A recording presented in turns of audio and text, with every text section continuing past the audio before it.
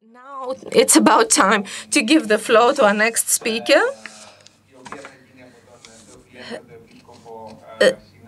Bishop of Synada. Antony is here with us. He is sitting in my left. He's currently teaching at the Holy Cross Hellenic College at in Boston, and also he holds degrees from DePaul University, from the University of Chicago, and the Holy Cross Greek Orthodox School of Theology, as well as Boston College.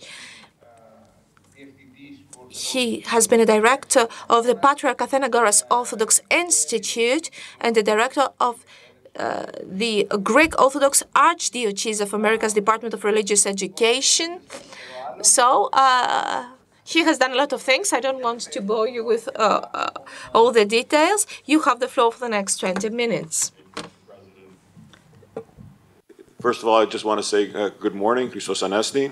I want to thank everyone for the invitation to speak to you today, and thanks to the organizers of this event. It's good to be back in Volos. So, my presentation is very simple. I want to identify and for us to reflect that on the idea that our lived liturgical and communal practices require and revolve around food. The Church invites us to eat together to become the body of Christ. I also want to add that I believe after a close reading of some of our liturgical texts, we realize that the liturgy itself, the liturgical life, is green. It's connected to the natural world. It refers us to the natural world. It then also uses the natural world in its life. So my presentation today was to highlight these, to name them, ask for a closer reading of them, but also to issue a warning. My sources, of course, are the texts themselves and the latest of the news that I'm able to obtain. And the warning becomes a question. What might happen to us as a church liturgically if the food of the church becomes scarce or so expensive or unavailable that force us to rethink our liturgical practice? So that is the focus of my presentation. So let's see if I can make this work. There we go. In the answers to liturgical questions of Ioannis Foundoulis, which has been recently translated into English, a question from the first volume, question 117, the question, and if you don't know the source, these were questions posed by clergy to Professor Foundoulis, a professor of liturgy at the Aristotle University of Thessaloniki for many, many years, that were published in the magazine Ephemerios for the priests to get their guidance. So these weren't scholarly articles, they were questions that he received and the answers he gave them. Many of the answers are short, but many of the answers are quite detailed for their use of liturgical sources. So question 117. Is it correct, is it right, for pure white wine to be used in the holy chalice for the bloodless sacrifice, referring of course to the Eucharistic liturgy, even if in an emergency? Foundoulis' answer is basically yes.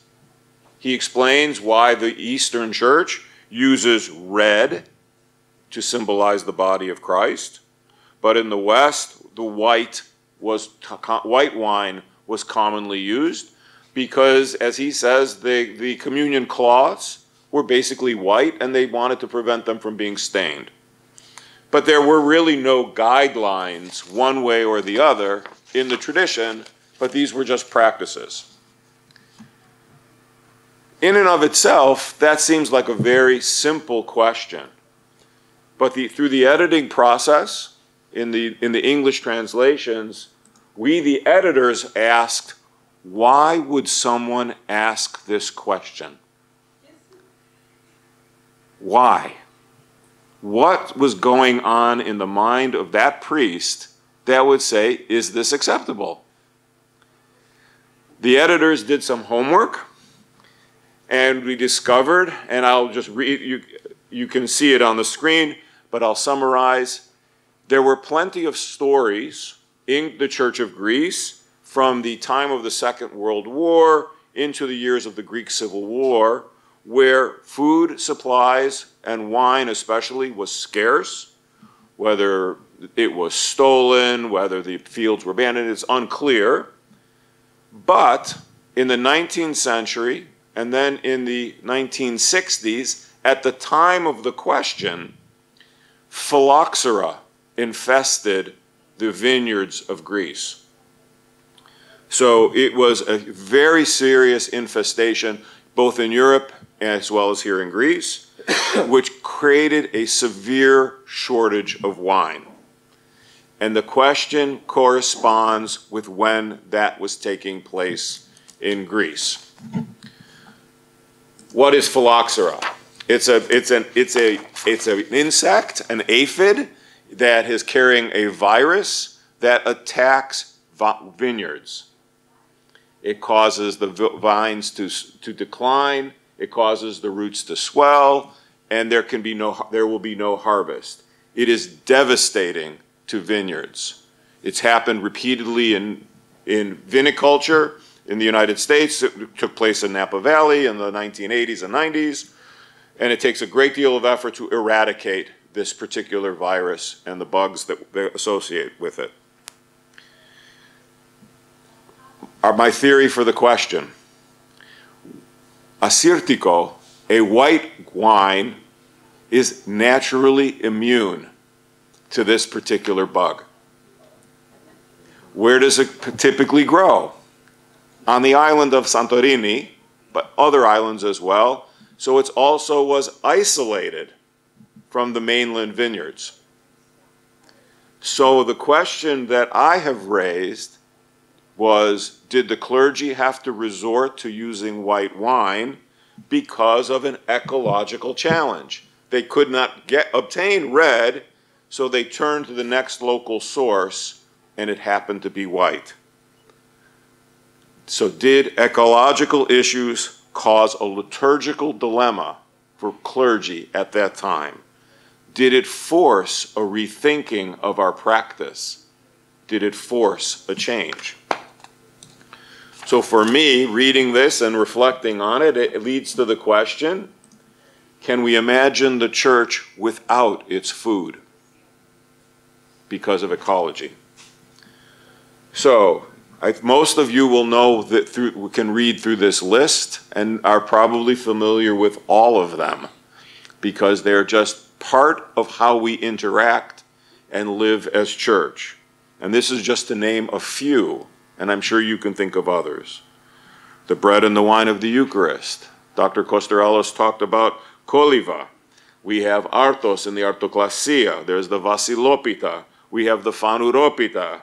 In the monasteries, there's the panagia bread, essentially a form of a prosporon.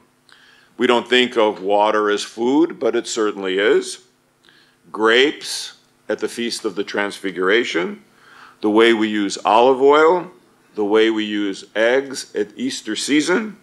And in the United States, at least, we can't imagine any longer, after a divine liturgy, a fellowship hour with food and drinks and all kinds of things being served, hosted by families as a way of the community gathering for fellowship following the service. So these are just to name a few ways that we use food.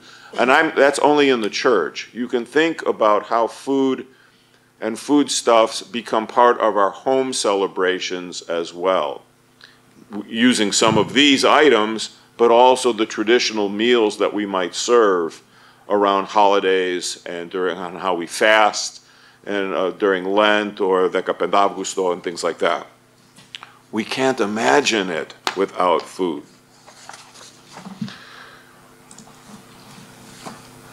The way we eat represents our most profound engagement with the natural world. Daily, our eating turns nature into culture, transforming the body of the world into our bodies and minds. This was from Michael Pollan's book, Omnivore's Dilemma. How we interact with food changes the societies in which we live. And he quotes Wendell Berry saying, eating is an agricultural act, it is an ecological act, and I would add, it is thus liturgical and thus a theological act. And so we have this mixture of ideas when we gather around the table. The sources. The liturgy itself, the texts of our services, and I'm just going to highlight a few, assumes a healthy climate and good growing conditions. This is part of the anaphora of Saint Basil during Lent and the other times of the year, where the prayer in that, one of the lines in that anaphora are, grant us seasonable weather and fruitful seasons. I love the phrase, send gentle showers upon the earth so that it may bear fruit. Bless the crown of the year of your goodness. It's a deep ecological, natural statement that we're asking for good growing conditions. But there's more. When we look at the Euchologion, we find that through these services of blessing, our connection to agriculture and rural life especially pervades the liturgical life of the church. Our reliance on that natural world as part of our practices cannot be overstated. The reliance is seen in that list of foods that I provided.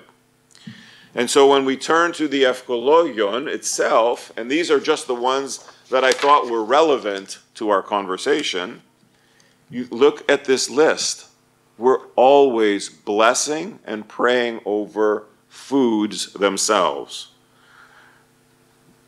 There's a prayer for Koliva, typically on the third Saturday of Lent, before Lent.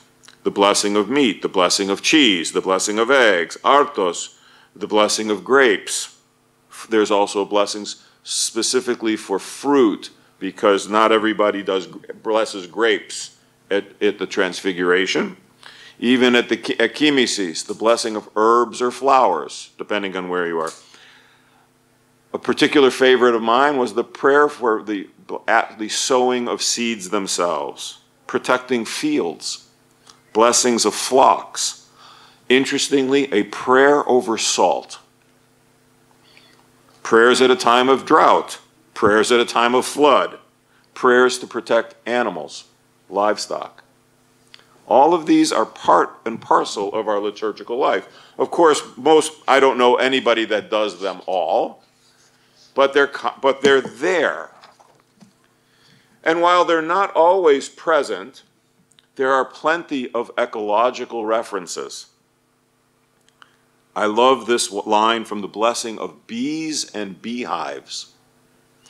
Bless these bees and increase them for the profit of the human race, preserving them and making them fat. Now, who's getting fat, I'm not sure. It is the bees or us, but it's one of those challenges of pronouns. But the idea that we would bless bees for productivity, for our profit, for our benefit, shows the mind of the church in how we want to relate to the natural world. Again, another example of there are references. When we plant a vineyard, deliver it from hail, snow, frost, ice, from the rigors of winter and burning winds. All of that is in the prayer, asking us, and you think of all of the good growing conditions that we need, and we're asking God to prevent bad growing conditions, and we actually name them. And if you've ever been around agriculture, you know all of these, not just for vineyards, but for all kinds of agricultural products, is dangerous and could lose a harvest. a final example from the blessing of the grapes on August 6th on the Feast of the Transfiguration. Bless the new fruit, which through temperate winds and measured rainfall and gentle weather, you have been pleased to bring us to a state of ripeness. Very, very specific language about what's needed to grow grapes. As they say in the wine industry, the best wines come from stressed vines that have been actually very little water that creates stress in the plants to create very small grapes that could be pressed into wine. But the prayer assumes God knows that, but also wants us to remember that that's what we're thanking him for. And so this liturgical reference is very, very specific. But what's happening? And this is where the warning comes into play. This is where the news comes into play. And so the evidence here in Greece that I've been able to discover is drought causing water scarcities. And we've all experienced that here. We heard yesterday about temperature rise globally, but for those of us that have been visiting Greece over the last few years in the summertime, experience it quite profoundly. We think of the wildfires and the floods, but specifically how they've destroyed crops. Recently, I've discussed the issue of, and it's not on the slide, what's referred to as colony collapse disorder, the loss of bees being recorded in Greece. There are many discussions about what's causing it. Is it pesticides or is it something else? But nevertheless, and I have it in here because of the beehive prayer, without bees, there's no pollination of these fields. And the loss of bees could potentially cause the crop to fail because it wouldn't bear fruit. This is what's happening in Greece right now. And so the question, and so it has its impacts. Again, the same sources are identifying that people are abandoning farmland to move to safer areas. If your farm has experienced a flood or a fire, the farmers are leaving those farms to move to someplace just safer. And so there will be a loss of a crop, a loss of another farm. Wildfires are causing the loss of olive trees. And for those of you that don't know, it can take a decade or more to produce a post-wildfire harvest. So if an olive grove is destroyed or severely damaged in fire, we will wait another 10 years for another crop from those same trees. And then because of all of these things, harvests from olives, vines, and orchards are at the highest risk of perishing. Discovered that wheat production is falling in Greece as well for very, very similar reasons. All of these are the things that make the foods of the church. So without them, and this goes to my question, the warning, what might happen if these become so scarce or so expensive that we are pulling back or unable to produce them? A friend of mine asked the question about olive oil the other day. We were talking how he mentioned how in Russia they add things to olive oil, especially for candilia, because it's not natural to the climate there, because they just can't get olive oil to use in their candilia in the churches. And so the question would become similar for us. If olive oil becomes so expensive for a simple candili in our church or our homes, would we turn to something else? So as I conclude and we can discuss, the Anthropocene may have affected the church in the 1960s by destroying the red wine grapes used for the Eucharist because of phylloxera. That would seem to be the likely reason for this question. The realization that we depend on these foods for liturgical life and our communal and familiar celebrations of faith. and how our liturgical life is intimately connected to it. What would happen if conditions continue to make the base products of these foods less accessible? And so my question for you to reflect on in a future edition, as some future volume of a liturgical scholar, would it become, can we use X in the place of Y, even in an emergency? Thank you very much.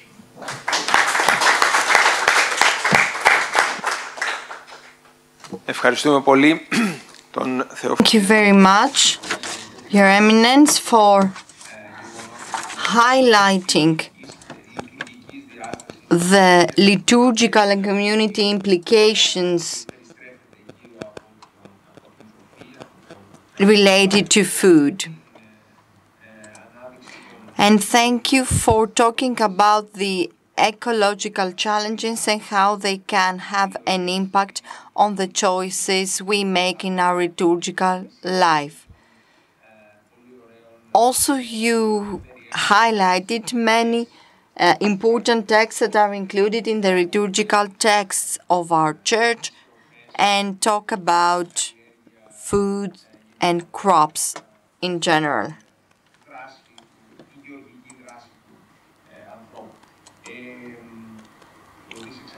Are there any questions for the speaker? The floor to the audience, please. Yes. And it was, just a lovely presentation of how food is woven into the very fabric. However, the Anthropocene asks us to look at the human. The Anthropocene asks us to look at the role of human beings in warming up the planet. So when you have a prime minister who says in Parliament that we're going to rely on exports and tourism to support our farmers. You heard Norman Brisba, the idea that now we're going to use Greek soil to grow crops to export. What does that leave behind, right? And how are you supporting your farmers to replant, to drain fields, to build, right? When you have a wonderful text, the Amandis, that I quote and I cited yesterday, that says politically the system here has abandoned the farmer. So while I think it's very cool that you found this piece, and I agree that bug is, as a person who tries to grow olives here, I pay a lot of money to somebody to keep checking for infestation, okay? So I get that. But to me, the more important thing when one is invoking the Anthropocene is to look at the political and to look at land use that is now in this, where you have, in Greece also, we have very little arable land. It's not that abundant. It's rich, it's good, but it's a small percentage is really arable. So how do you justify luxury hotels?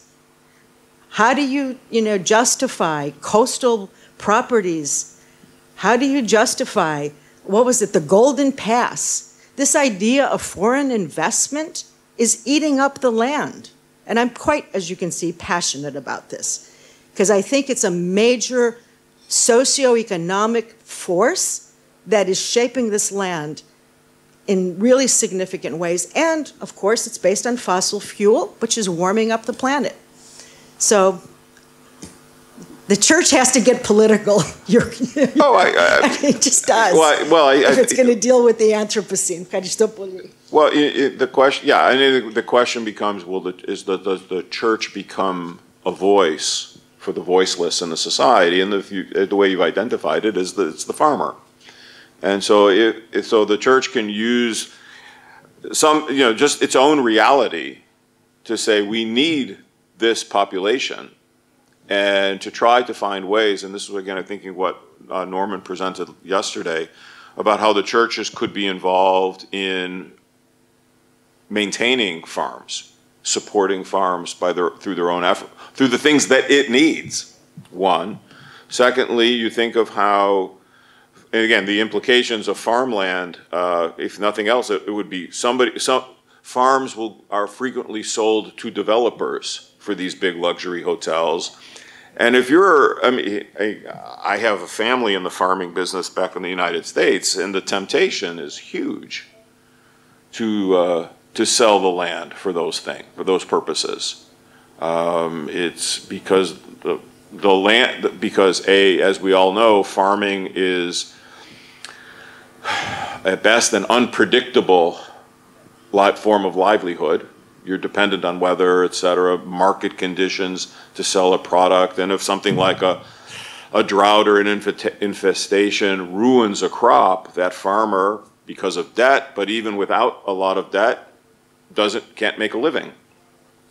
And so what's the role of the church in helping people understand that, talking about it? Again, using its resources to support farms by maintaining them, even if it becomes as a landowner. So it's complicated, but again, for the church, pointing to its own life and how it requires these items, would say, if they're missing, what can we do about it? Becomes the challenge, and that just requires some political thought, political will, to take steps. Well, the Anthropocene, the logic of the Anthropocene is that if there's not a course correction, it collapses.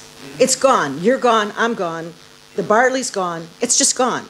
So I think we have to really be serious about that, and I think serious about how are we using the land and who's in charge, and how public policy is pushing a neoliberal agenda which is selling off scarce arable land for a luxury situation. And that's happening here now under this administration, under previous administrations. It's been going on for a long time. It's been going on for a long time, but it's accelerating.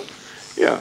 And I think that, in a sense, not saying anything, not stepping up as a church is a form of complicity that could perhaps, I'm not a theologian, I'm not a clergy, but it's kind of sinful, actually, to just stand by and watch and just say, oh yeah.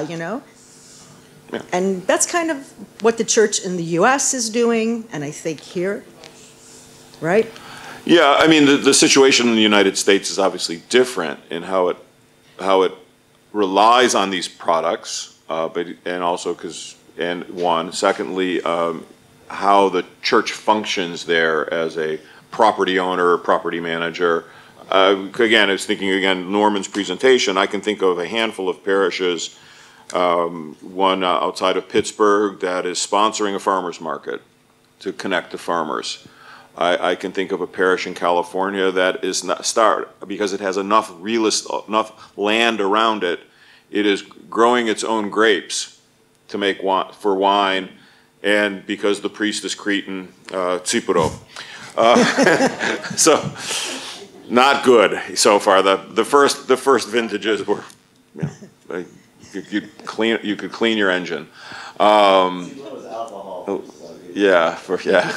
It's like rubbing alcohol. But nevertheless, there are people starting to think that way. I know in my own work, I encourage gardens everywhere I go, and how we use gardens because of the way we use parts of the natural world in our liturgical life. If they grow nothing other than flowers and vasiliko and things like that, that is a good thing to bring this to people's consciousness. But again, the situation in the States is really very, very different. But development still takes place. Farmland is still sold for development, and it happens and the people sell their farms to larger conglomerates so that they can, because the family farm, as they call it in the States, has been in decline for many, many years. So, I saw a hand over there. Έχουμε υπερβεί ελάχιστα τον χρονικό προγραμματισμό. We are slightly behind time, but I don't want to deprive you of the chance to ask one more question. Ευχαριστώ πολύ. Η ερώτηση... My question focuses mainly on the liturgical aspect. Let's talk about the role of food in the liturgy. On the occasion of what you've described and your final question, can you replace sex with why? How flexible or unflexible is the liturgical life of the Orthodox Church? And is this different, for example, in Africa, where conditions vary, are much different, because the food of Christianity are the food of the Mediterranean basin, because Christianity was developed in the Mediterranean basin. What happens in other areas? I think your answer will be rather extensive, but let's hear it. Yes, if we look at the church globally, we see how it has taken advantage of the local ecosystem to express its liturgical life appropriately locally. The simplest example that comes to mind is what is distributed in churches on Palm Sunday. In the United States, like here in Greece, Via, palms. You go into northern cultures, it becomes flowers. Famously in the Slavic tradition, pussy willows, because of what was available that tries to express what we read in the scripture, that they cut the trees and branches that placed in front of Christ. And so if we see that and think of it at a global level, then we see the church over time adapting to its locality. And so it's only so why doesn't it change? We have fixed our mind about what is possible rather than think more globally about what we see developing. And again, I'll pick on a culture like in the United States where you can walk into a church on Palm Sunday and see all three, because our churches are mixtures of people now. And so I grew up with palms, this lady grew up with flowers, somebody else grew up with something else. And so churches try to accommodate all of that to create something that can meet, so everybody feels their tradition being honored. So why won't the church continue to do that? It's how do we define ourselves as church in terms of practices and recognize that they have developed over time and in history. Ευχαριστούμε πολύ. Η κυρία Νίνα. Thank you. Maybe a last question by Nino. A very brief question, though. Thank you very much. Sometimes we say that practice becomes into dogma, into doctrine.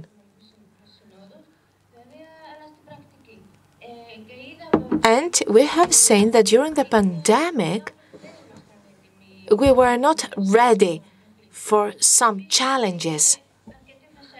Moreover, there was a lot of issue with girls deacons, with female deacons, young girls. Means that we have a lot of work to do as Orthodox Christians. Now,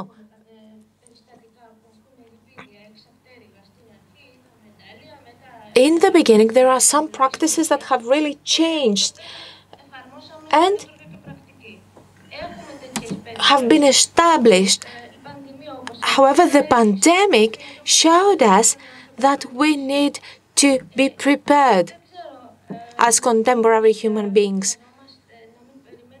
Maybe we shouldn't wait for the crisis to come, but we should start preparing our believers, our community, with a public dialogue, open a discussion, a public consultation. How can we help and be prepared and not just wait for the crisis to come, but to open the dialogue beforehand, at least at the parish level? Yes. Yes. Okay.